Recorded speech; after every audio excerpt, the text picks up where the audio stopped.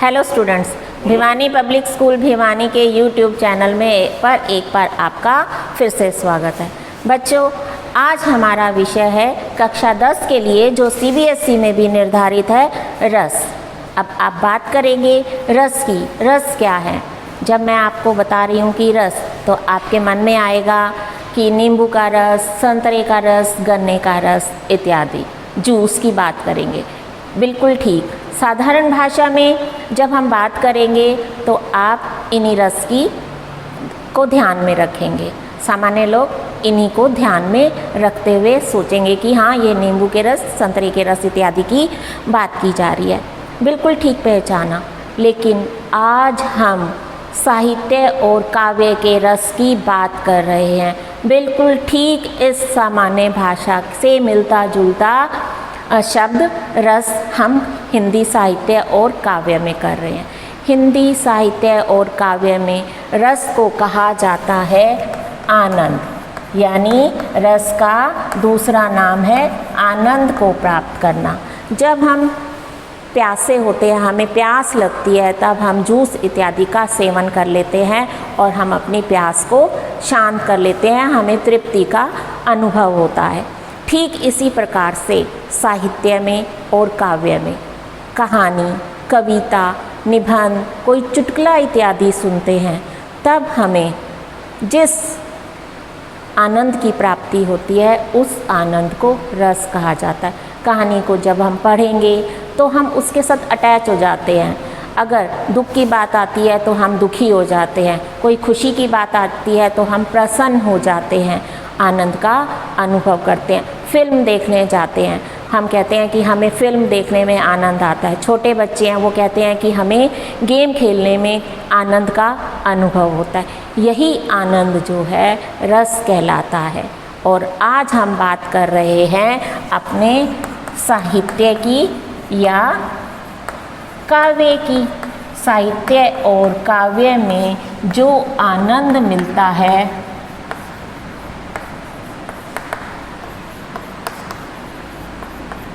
उसे ही रस कहा जाता है।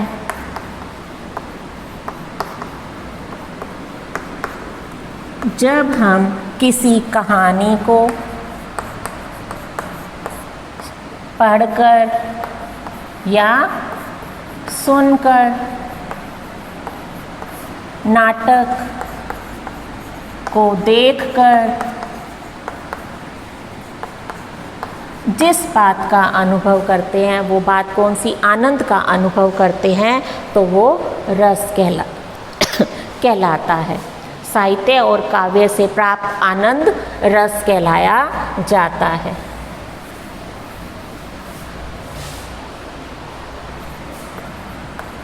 इस आनंद और हम रस की बात कर रहे हैं, ये है इसकी परिभाषा। अब बारी आती है प्रकार की। हमारे हिंदी साहित्य में 9 रस का वर्णन किया गया है और वो 9 रस है। पहला है श्रृंगार रस, दूसरा है वीर रस, तीसरा है करुण रस, चौथा है भयानक रस,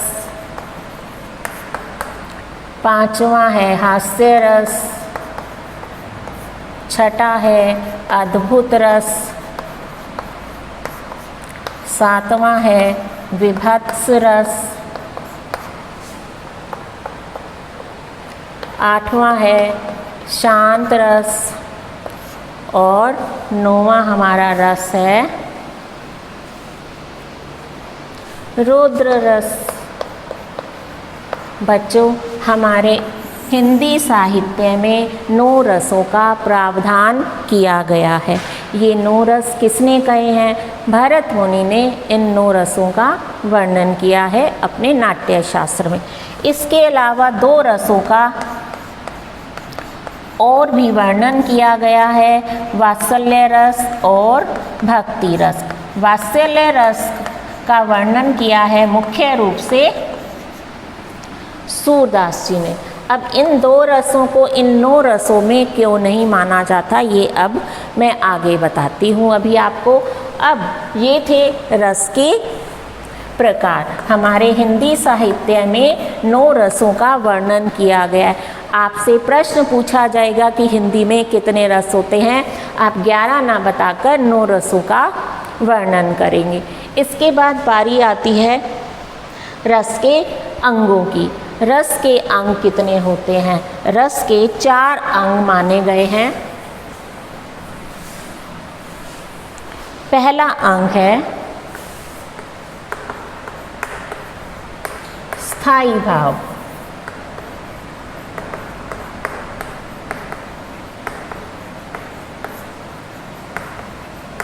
अब बात करते हैं हम स्थायी भाव की। क्या होता है स्थायी? स्थायी मीन्स परमानेंट, भाव मतलब फीलिंग। फीलिंग्स यानी हमारे मन की फीलिंग्स को कहा जाता है, जो हमारे मन में होती है। जब हम अपनी उस फीलिंग्स को बाहर निकालते हैं, अनुभूति कहा जाता है। अब ये स्थायी भाव कब और कैसे थे? स्थायी भाव हम सभी मनुष्यों के मन में हमेशा विद्यमान रहते हैं। एक उदाहरण देती हूँ, उसको हमें बाहर से लाने की आवश्यकता नहीं होती इन भावों को। ये हमारे मन में, सभी मनुष्यों के मन में और ख़ास तौर पर भावुक व्यक्तियों के मन में ये स्थायी भाव विद्यमान रहते हैं। एक बच्चे का जन्म होता है।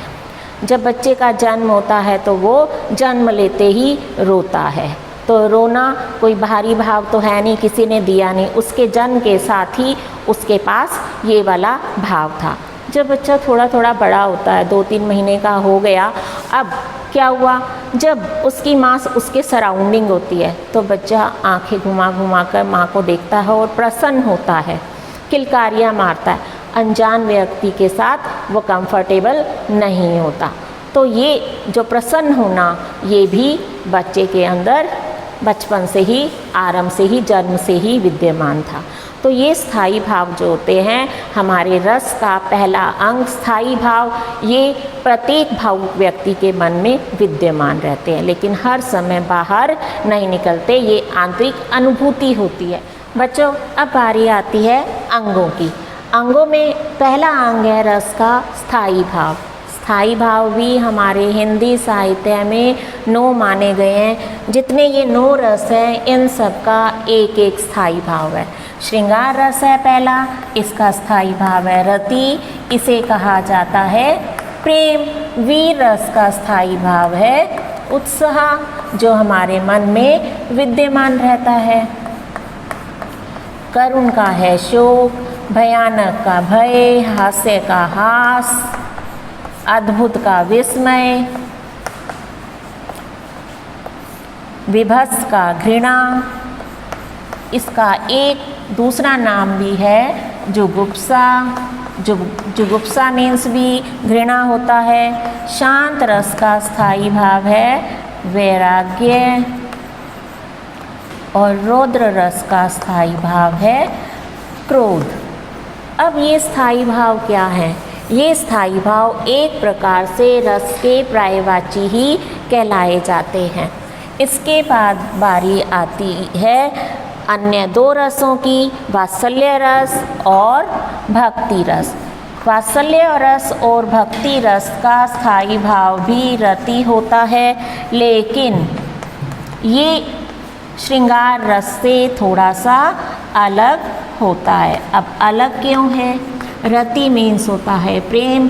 ये जो प्रेम जो है 3 प्रकार के होते हैं। नायक और नायिका के द्वारा किया जाने वाला जो प्रेम जो होता है, मुख्य रूप से उसे रति कहा गया है। लेकिन वात्सल्य रस और भक्ति रस में भी प्रेम का प्रयोग किया जाता है, लेकिन ये इस प्रेम से अलग है, इसलिए इन 2 रसों का और प्रतिपादन किया गया है। वात्सल्य रस में क्या होता है, जब माता पिता अपने बच्चों से प्रेम करते हैं, प्रेम को प्रकट करते हैं, बच्चे बाल क्रीड़ाओं के द्वारा अपने माता पिता को आकर्षित करते हैं, तो उसे बाल रति कहा जाता है। जब उसका वर्णन आएगा, और मैं आपको उदाहरण दे दूं, यशोदा जो है श्री कृष्ण को घुटनों के बल चलता हुआ देखकर मोहित होती है, आकर्षित होती है, प्रसन्न होती है और उसकी भलैया लेती है, उसे आशीर्वाद देती है। प्रसन्न हो रही है तो यहाँ पर यशोदा, और जब कृष्ण का वर्णन आएगा,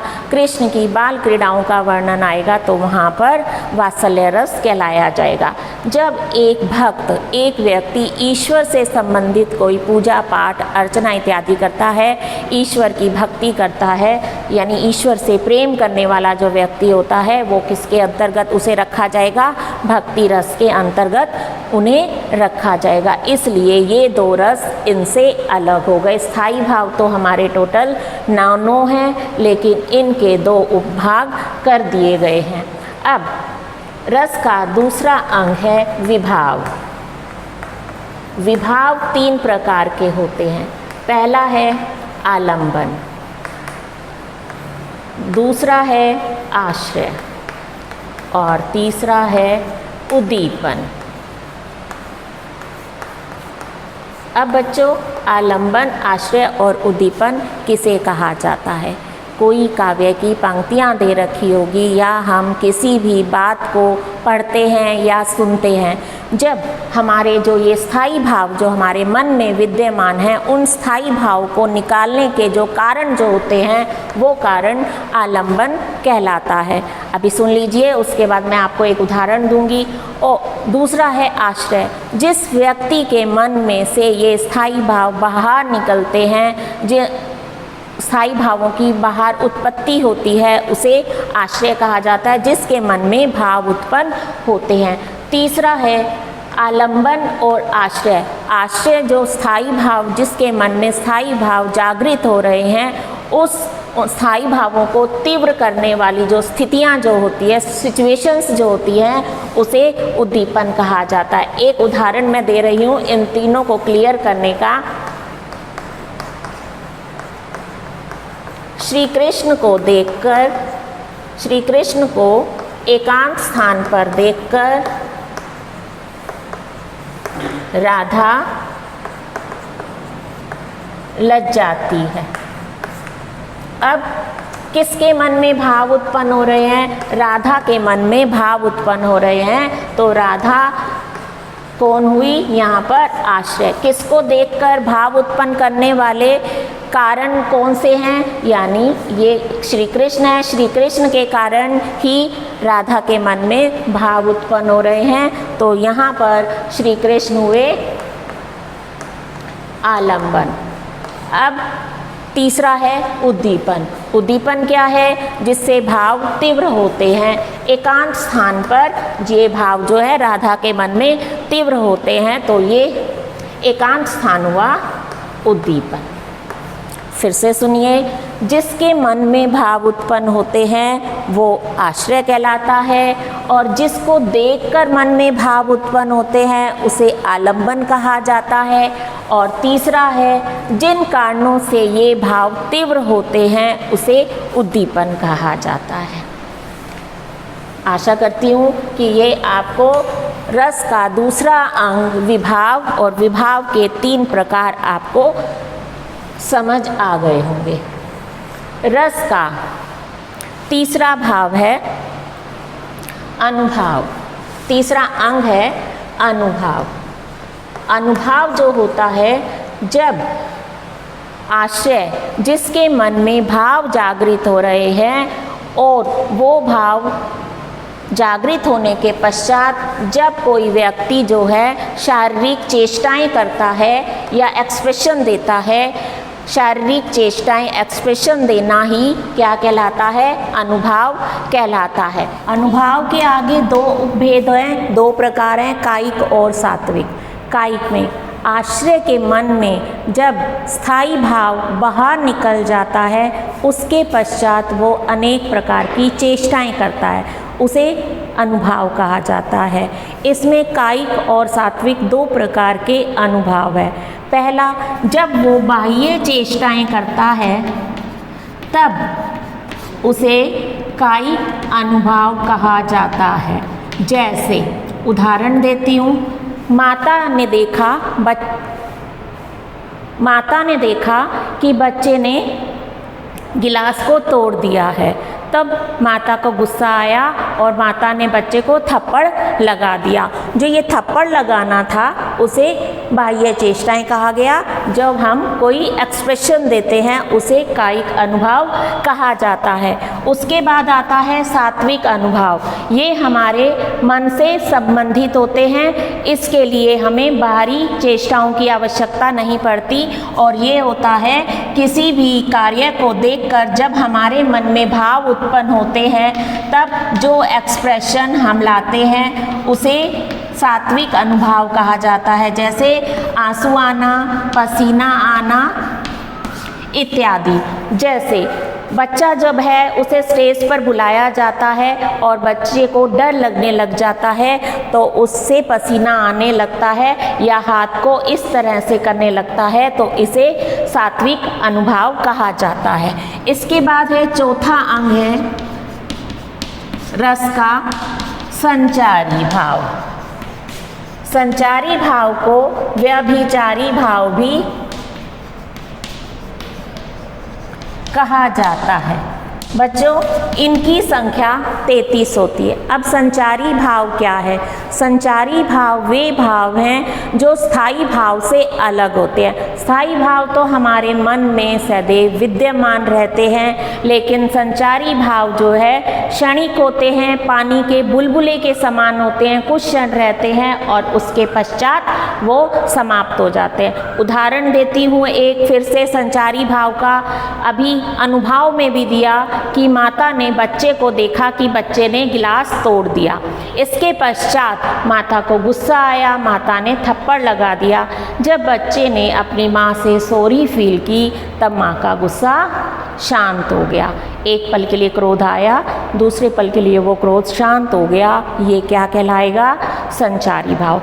बच्चों, हमने अभी तक जाना रस के प्रकार, रस के अंग, स्थायी भाव, विभाव, अनुभाव और संचारी भाव।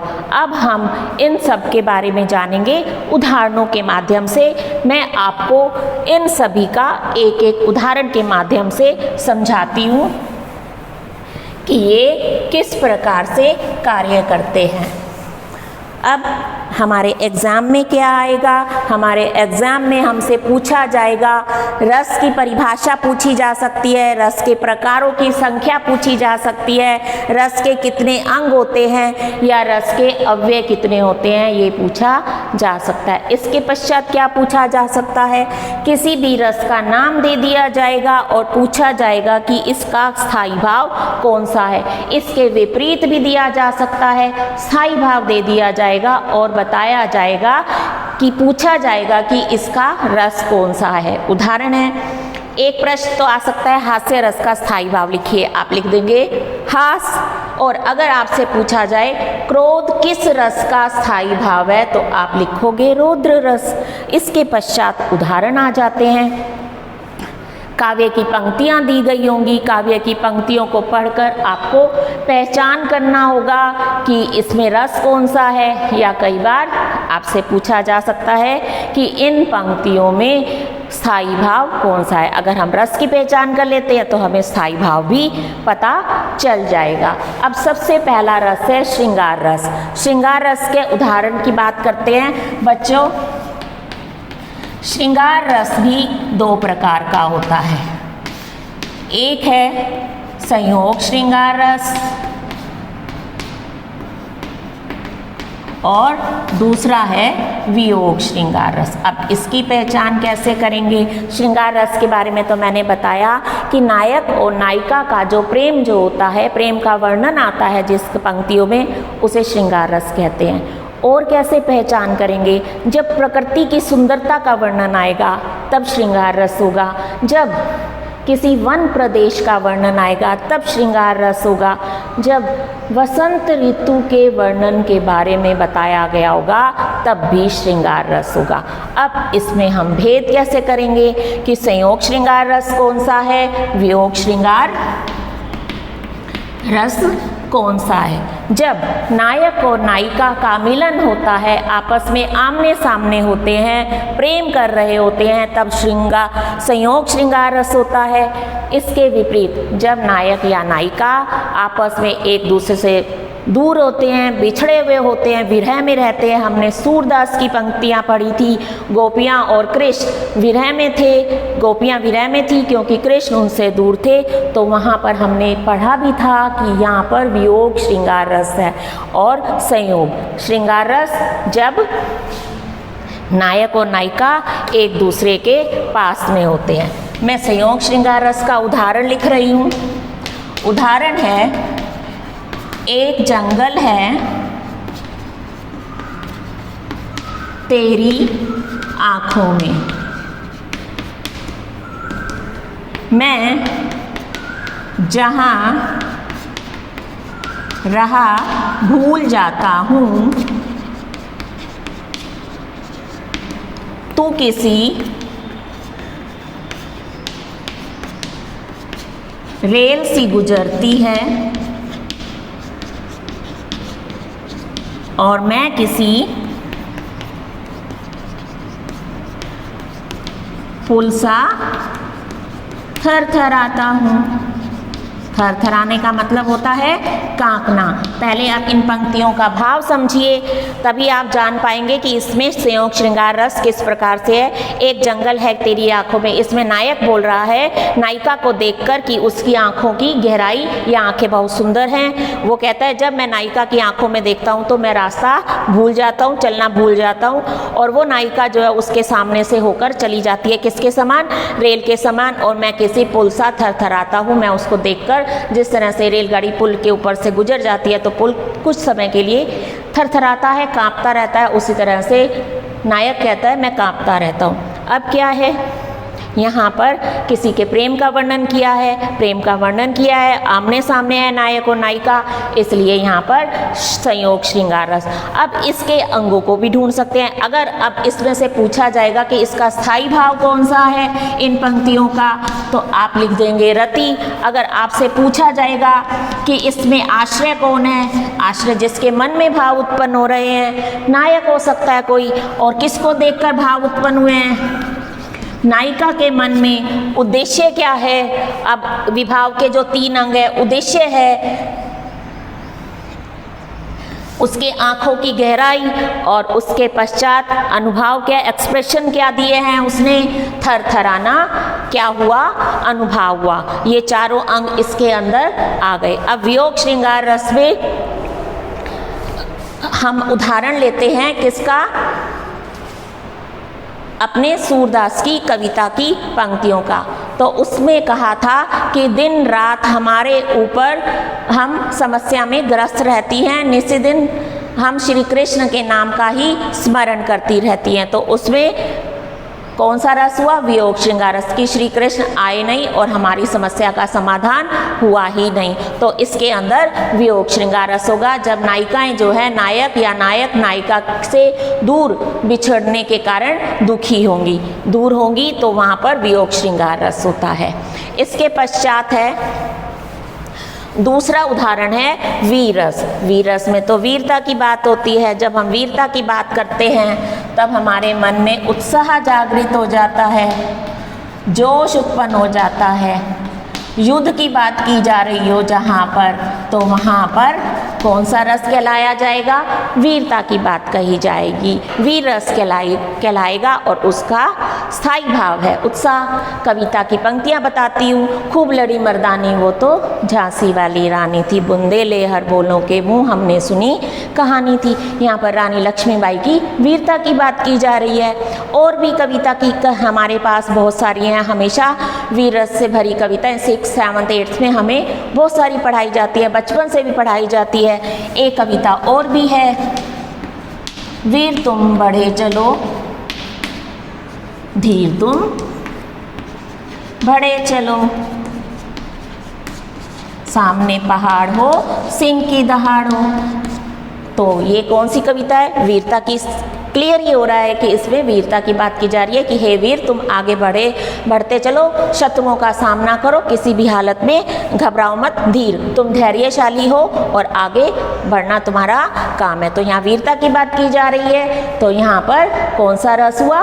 वीर रस हुआ। इसके पश्चात है करुण रस।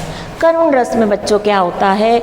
जब किसी अपने की, किसी प्रिय की मृत्यु हो जाती है, मृत्यु से उत्पन्न दुख होता है, या किसी का अपहरण किया जाता है, किसी को टॉर्चर किया जाता है, तो वहाँ पर भी करुण रस है।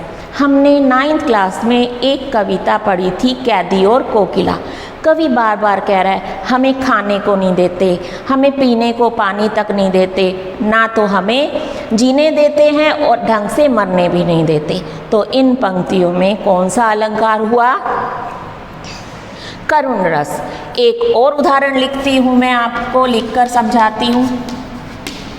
अपनी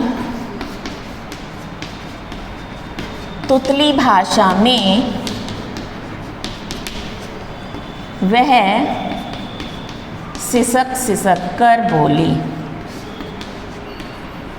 अब इस काव्य की पंक्ति में महाराणा प्रताप की पुत्री की बात की जा रही है। उनका अपहरण कर लेते हैं शत्रु और उन्हें खाने पीने के लिए भी नहीं देते। तो उसमें जब वो अपने पिता से मिलती है, अपनी तोतली भाषा में, छोटी बच्ची है, सिसक सिसक कर रो रो कर कहती है कि जलती थी भूख तृषा की, उसके अंतर में होली। वो बच्ची कह रही है कि मुझे भूख और तृषा होता है, प्यास, और अंतर होता है मन में, उसमें जलती रहती थी, वो उसे खाने पीने के लिए कुछ नहीं देते थे। तो यहाँ पर करुणा उत्पन्न हो रही है। और भी एक उदाहरण मैं वो बताती हूँ आपको। वह आता दो टूक कलेजे के करता पछताता। एक भिखारी की बात की जा रही है कि वह आ रहा है दो टूक कलेजे के, दो टुकड़े कर रहा है, कलेजे मतलब हृदय के। तो कहते हैं हमारा हृदय जब चीर जाता है तो एक मुहावरा है, इट मीन्स हमें कोई दुख और दर्द की बात सुनाई दे रही है। जब दुख और दर्द की बात की जा रही होती है तो वहाँ पर कौन सा रस होता है? शोक स्थायी भाव होगा और रस होगा करुण, भयानक रस। अगला है भयानक रस। भयानक से पता चल रहा है कि कोई भयानकता की बात की जा रही हो। अब उसका उदाहरण है, एक और अजगर, एक और मृगराय। मृगराय होता है शेर, विकल बटोही बीच में, विकल होता है व्याकुल, बटोही होता है यात्री, बीच में परियो, मूर्छा खाए, मूर्छा होता है बेहोश होना। जब एक व्यक्ति था, एक बटोही है, यात्री है, उसने देखा जंगल में गया हुआ था, एक और अजगर दिखाई दे गया और एक और शेर दिखाई दे गया, तो डर ही लगेगा और वो डर के कारण मूर्छित हो गया। तो यहाँ पर भयानकता की बात की जा रही है, भयानकता की बात की जा रही है। तो भयानक रस। अगर इसमें मैं आश्रय कहूँगी तो आश्रय क्या होगा? आश्रय क्या है? बटोही यात्री, यात्री के मन में भय उत्पन्न हो रहा है। और आलंबन क्या? किसको देखकर? अजगर और मृगराय जो है, ये दोनों कौन बनेंगे? आलंबन बनेंगे।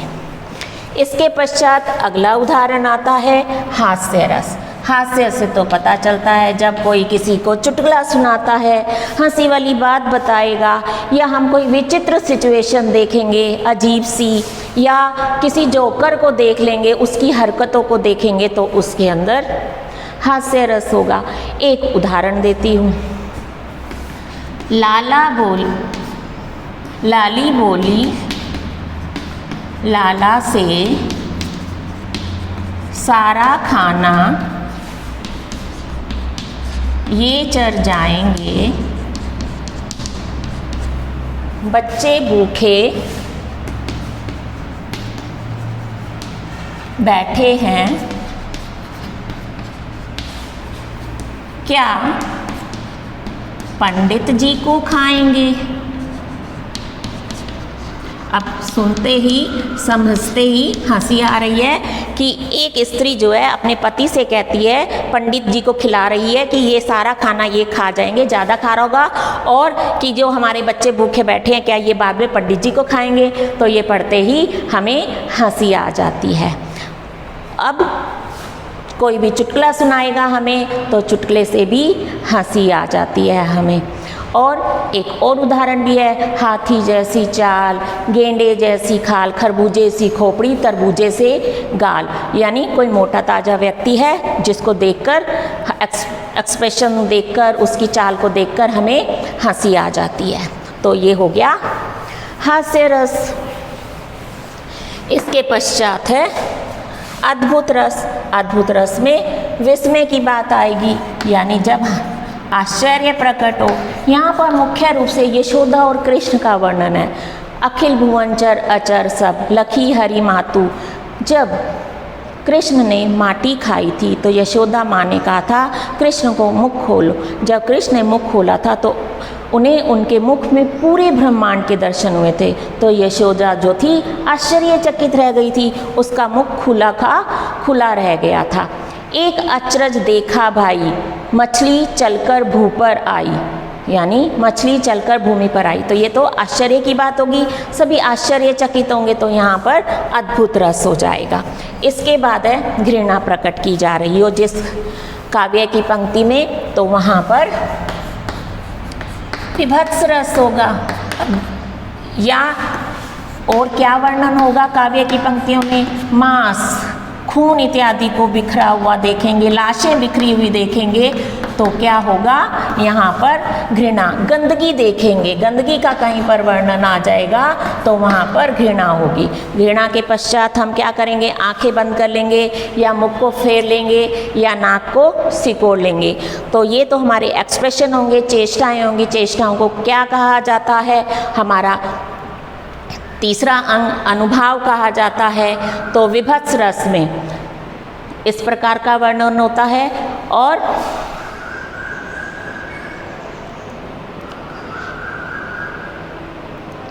इसके पश्चात है शांत रस। शांत रस में वैराग्य की बात होगी।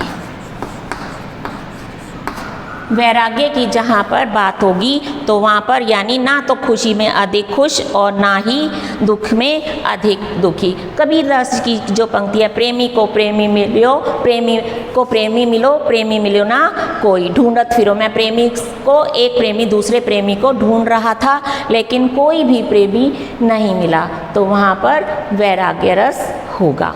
इसके पश्चात है रोद्रस, क्रोध।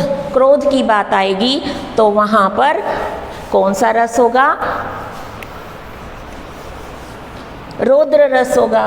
रौद्र रस का उदाहरण है, एक दिन न्यूयॉर्क भी मेरी तरह हो जाएगा, जिसने मिटाया है मुझे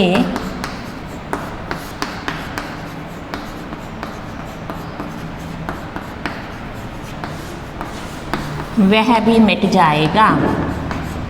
ये बात की जा रही है हिरोशिमा पर जब बम विस्फोट किया गया था। किसने किया था? न्यूयॉर्क पर। न्यूयॉर्क पर बम विस्फोट किया था।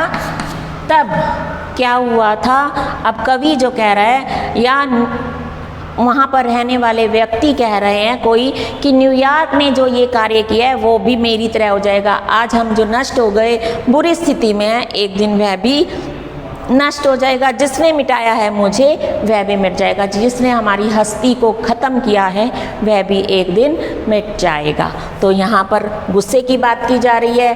अगर हम राम लक्ष्मण परशुराम संवाद के पहले दोहे की बात करें उसमें भी यही आएगा। जब परशुराम लक्ष्मण से कहते हैं, रे नृप बालक तुम मुख संभाल कर बात नहीं कर रहे हो, शिव के धनुष को धनुई के समान बता रहे हो। तो यहाँ परशुराम का रौद्र रूप प्रकट हुआ था।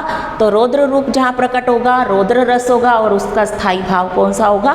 क्रोध प्रकट कर रहा है, यानी उनका क्रोध बाहर निकल आया। इसके पश्चात है वात्सल्य रस। जब यशोदा और कृष्ण की बात आएगी, यशोदा माँ अपने बच्चों को, कोई भी माँ अपने बच्चे को घुटनों के बल चलते हुए देखती है, मिट्टी खाती है, तो वो उसकी बलैयाँ लेती है, यानी आशीर्वाद लेती है, प्रसन्न होती है। तो वहाँ वात्सल्य रस। जब कोई व्यक्ति ईश्वर की भक्ति करेगा तो वहाँ पर भक्ति रस कहलाया जाएगा। बच्चों, ये पढ़े थे हमने रस, रस के अंग, उसके प्रकार और उसकी परिभाषा जानी थी, उदाहरण सहित समझा था। आशा करती हूँ आपको समझ आ गया होगा। अगली वीडियो में हम नए विषय के साथ मिलेंगे, तब तक के लिए धन्यवाद।